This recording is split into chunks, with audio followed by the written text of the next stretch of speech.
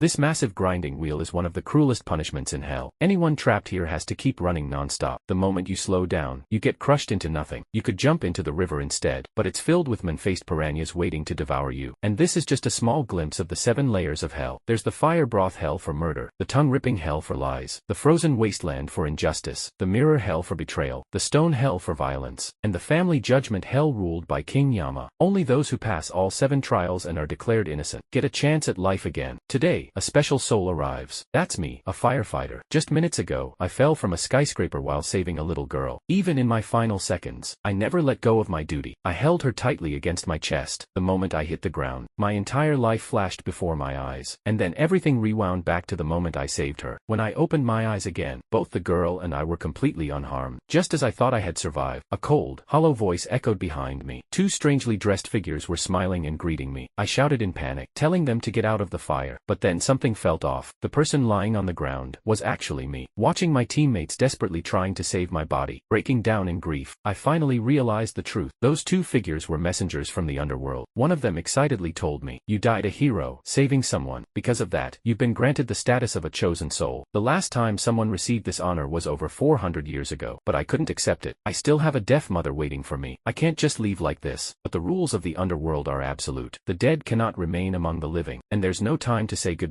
The next second, a massive sphere of light pulled me away, dragging me into another realm. In an instant, I arrived at the entrance of the underworld. Countless souls were gathered there, waiting to be reborn. A man had already been waiting. He was the leader of the 3 messengers, but I didn't care about any of that. Because of my special status, I was allowed to go through the 7 trials first, but the moment we entered, everyone froze. My first trial was the murder hell. That made no sense. The trials are supposed to go from light to severe. I spent my whole life saving people. How could I possibly be guilty of killing? The messenger explained, murder doesn't only mean direct killing. If your words, your actions, or even online behavior lead someone to death, that also counts. The moment he finished speaking, the ground beneath me split open. I fell straight into the fire broth hell. This is where those who committed murder suffer endlessly. Looking at the souls struggling to climb out, I still tried to save them. Then a furious roar echoed. The ruler of this hell appeared. The judgment began. He accused me of causing a teammate's death during a fire rescue. Because of fear, already burdened with guilt, I fell silent. Seeing I had no defense, the judge sentenced me to 50 years of punishment in fire hell. But was that really the truth? The messengers revealed what actually happened. The fire had already spiraled out of control. My teammate told me to save others first. That day, I risked everything and saved 8 people. But when I tried to go back, a massive explosion destroyed the building. Thinking back to that moment, I was overwhelmed with grief once again. Even the ruler of hell was moved by my courage and declared me innocent. At the same time, it freed me from years of guilt. Next, we crossed the underworld river and arrived at the second trial, laziness hell.